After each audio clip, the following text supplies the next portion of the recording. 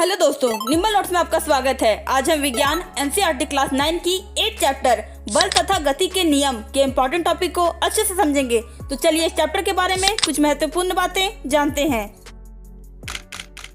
इस अध्याय में हम सबसे पहले पढ़ेंगे कि बल क्या है। उसके बाद हम बल के प्रभाव तथा संतुलित एवं असंतुलित बल के बारे में जानेंगे। साथ ही साथ हम गति के प्रथम नियम, जड़त्व, द्रव्यमान तथा संवेग के बारे में पढ़ेंगे। अध्याय के अंत में हम गति के द्वितीय नियम, संवेग संरक्षण का नियम तथा गति के तृतीय नियम के बारे में विस्तार से चर्चा करेंगे। इस चैप्टर का पहला टॉपिक है बल क्या है। तो चलिए हम लोग इसके बारे में जानते हैं। बल वह बाहरी कारक है जो किसी वस्तु की विराम अवस्था, गति, दिशा या आकार में परिवर्तन करने की क्षमता रखता है। साधारण शब्दों में किसी वस्तु को धकेलना या खींचना बल कहलाता है। हमारा अगला टॉपिक है बल के प्रभाव। तो चलिए हम लोग इसके बारे में जानते हैं। हम बल को देख नहीं सकते, लेकिन उसके प्रभाव को देख सकते हैं। बल किसी वस्तु पर निम्न प्रभाव डाल सकता है। पहला, अवस्था बदलना।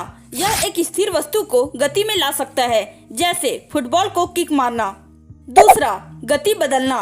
यह चलती हुई वस्तु की गति को बढ़ा या घटा सकता है, जैसे साइकिल में ब्रेक लगाना। तीसरा, दिशा बदलना। यह वस्तु की गति की दिशा बदल सकता है, जैसे क्रिकेट में बल्लेबाज द्वारा गेंद को हिट करना। चौथा, आकार बदलना। यह वस्तु की आकृति या आकार बदल सकता है, जैसे स्प्रिंग को खींचना या रबर की गेंद को दबाना। हमारा अगला टॉपिक है संतुलित एवं असंतुलित बल। तो चलिए हम लोग इसके बारे में जानते हैं। पहला, संतुलित बल। जब किसी वस्तु पर बराबर और विपरीत दिशा में बल लगता है तब कुल प्रभाव शून्य होता है, तो उसे संतुलित बल कहते हैं।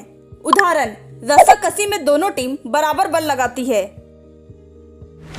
दूसरा, असंतुलित बल। जब बल बराबर नहीं होते तब वस्तु की गति या दिशा बदल जाती है, यानी असंतुलित बल ही वस्तु में गति पैदा करता है या उनकी गति को बदलता है। उदाहरण, फुटबॉल को जोर से किक मारना। हमारा अगला टॉपिक है गति के प्रथम नियम। तो चलिए हम लोग इसके बारे में जानते हैं।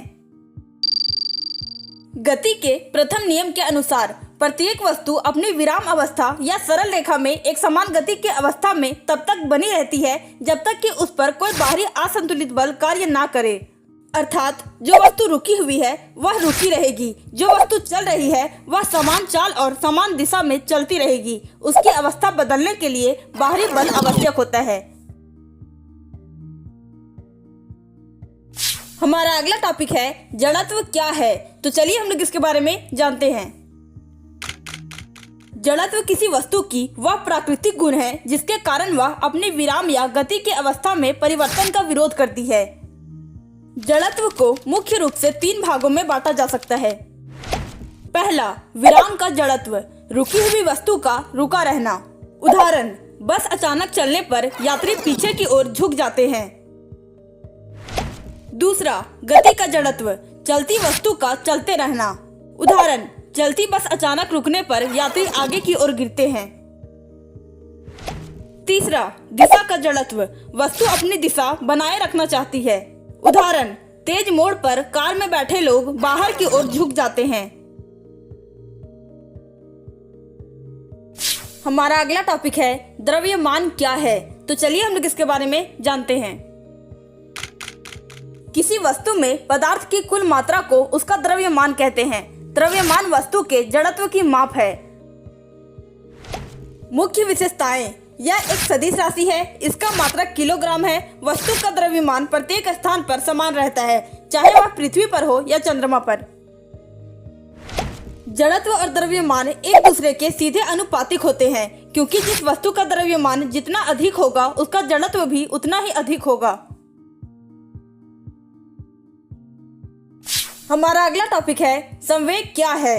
तो चलिए हम लोग इसके बारे में जानते हैं। किसी वस्तु के द्रव्यमान और उसके वेग के गुणनफल को उस वस्तु का संवेग कहते हैं। सरल शब्दों में यह बताता है कि किसी चलती हुई वस्तु में गति की कितनी मात्रा निहित है। संवेग का सूत्र P बराबर m गुना v, जहाँ P बराबर संवेग, m बराबर द्रव्यमान, v बराबर वेग। विशेषताएं। संवेग एक सदिश राशि है जिसका अर्थ है कि इसमें परिमाण और दिशा दोनों होते हैं। संवेग की दिशा वही होती है जो वस्तु के वेग की दिशा होती है। संवेग का SI मात्रक किलोग्राम मीटर प्रति सेकेंड होता है। संवेग को प्रभावित करने वाले कारक। संवेग दो चीजों पर निर्भर करता है। पहला, द्रव्यमान। यदि वेग समान हो तो भारी वस्तु का संवेग हल्की वस्तु से अधिक होगा। जैसे एक खड़े ट्रक और एक साइकिल में से ट्रक को रोकना कठिन है क्योंकि उसका द्रव्यमान अधिक है। दूसरा, वेग। यदि द्रव्यमान समान हो तो अधिक वेग वाली वस्तु का संवेग अधिक होगा। जैसे एक छोटी सी गोली जब बंदूक से चलती है तो उसका वेग इतना अधिक होता है कि वह घातक हो जाती है। हमारा अगला टॉपिक है गति के द्वितीय नियम। तो चलिए हम लोग इसके बारे में जानते हैं। गति के द्वितीय नियम के अनुसार किसी वस्तु के संवेग में परिवर्तन की दर उस पर लगाए गए असंतुलित बल के समानुपाती होती है और यह परिवर्तन उसी दिशा में होता है जिस दिशा में बल लगाया गया है। दूसरे शब्दों में यह नियम हमें बल को मापने का तरीका बताता है। द्वितीय नियम का गणितीय रूप। मान लीजिए कि m द्रव्यमान की कोई वस्तु u प्रारंभिक वेग से सीधी रेखा में चल रही है। t समय तक उस पर एक निश्चित बल F लगाने पर उसका वेग v हो जाता है। जहां प्रारंभिक संवेग P1 बराबर mu, अंतिम संवेग P2 बराबर mv, संवेग में परिवर्तन बराबर mv माइनस mu, संवेग परिवर्तन की दर बराबर m into v minus u by t। द्वितीय नियम के अनुसार लगाया गया बल इस दर के समानुपाती होता है। हम जानते हैं कि वेग परिवर्तन की दर को त्वरण कहते हैं, यानी a बराबर v minus u by t। इसलिए F समानुपाती m इंटू a या F बराबर k m इंटू a। यहाँ k एक स्थिरांक है। SI मात्रक में k बराबर 1 होता है, इसलिए मुख्य सूत्र बनता है F बराबर ma, यानी बल बराबर द्रव्यमान गुना त्वरण। इसलिए F बराबर m इंटू a यही न्यूटन के द्वितीय नियम का सूत्र है, जहाँ F बराबर बल, m बराबर द्रव्यमान और a बराबर त्वरण है। इससे क्या समझ आता है? पहला, बल समानुपाती त्वरण, यानी अधिक बल बराबर अधिक त्वरण। उदाहरण, फुटबॉल को जोर से मारने पर वह तेजी से जाती है। दूसरा, बल समानुपाती द्रव्यमान, यानी अधिक द्रव्यमान बराबर अधिक बल की आवश्यकता। उदाहरण, ट्रक को धक्का देना साइकिल से कठिन होता है। बल का SI मात्रक न्यूटन है, जिसे N से दर्शाते हैं। 1 न्यूटन बराबर 1 kg मीटर पर सेकेंड स्क्वायर। हमारा अगला टॉपिक है संवेग संरक्षण का नियम। तो चलिए हम लोग इसके बारे में जानते हैं। इस नियम को समझने से पहले यह जानना जरूरी है कि किसी वस्तु के द्रव्यमान और उसके वेग के गुणनफल को संवेग कहते हैं, यानी P बराबर m इंटू v। इसका मात्रक किलोग्राम मीटर पर सेकेंड होता है। इस नियम के अनुसार जब दो या दो से अधिक वस्तुएं आपस में टकराती है या एक दूसरे पर बल लगाती है, तब कुल संवेग हमेशा स्थिर रहता है यदि बाहरी बल ना लगे। इसी को संवेग संरक्षण का नियम कहते हैं। अर्थात टक्कर से पहले का कुल संवेग बराबर टक्कर के बाद का कुल संवेग। संवेग संरक्षण का गणितीय रूप। मान लीजिए दो वस्तुएं हैं। पहली वस्तु का द्रव्यमान बराबर m1 और दूसरी वस्तु का द्रव्यमान बराबर m2। टक्कर के पहले उनके वेग क्रमशः u1 और u2 है।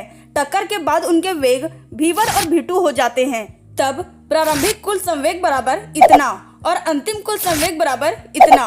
संवेग संरक्षण के अनुसार समीकरण बराबर इतना। हमारा अगला टॉपिक है गति के तृतीय नियम। तो चलिए हम लोग इसके बारे में जानते हैं। गति के तीसरे नियम के अनुसार प्रत्येक क्रिया के बराबर और विपरीत दिशा में एक प्रतिक्रिया होती है। इसका अर्थ यह है कि जब एक वस्तु किसी दूसरी वस्तु पर बल लगाती है तो दूसरी वस्तु भी पहली वस्तु पर तुरंत उतना ही बल विपरीत दिशा में लगाती है। गति के तृतीय नियम का गणितीय रूप। यदि वस्तु A द्वारा लगाया गया बल FAB है और वस्तु B द्वारा लगाया गया बल FBA है तो FAB बराबर माइनस FBA। यहाँ ऋणात्मक चिन्ह बताता है कि दोनों बलों की दिशा विपरीत होती है। मुख्य विशेषताएं। पहला, दोनों बल बराबर होते हैं। क्रिया और प्रतिक्रिया का परिमाण समान होता है। दूसरा, दिशा विपरीत होती है, दोनों बल एक दूसरे के विपरीत दिशा में कार्य करते हैं। तीसरा, अलग अलग वस्तुओं पर लगते हैं, क्रिया और प्रतिक्रिया एक ही वस्तु पर नहीं लगते। चौथा, दोनों बल साथ साथ उत्पन्न होते हैं, जैसे ही क्रिया होती है प्रतिक्रिया भी उसी समय होती है।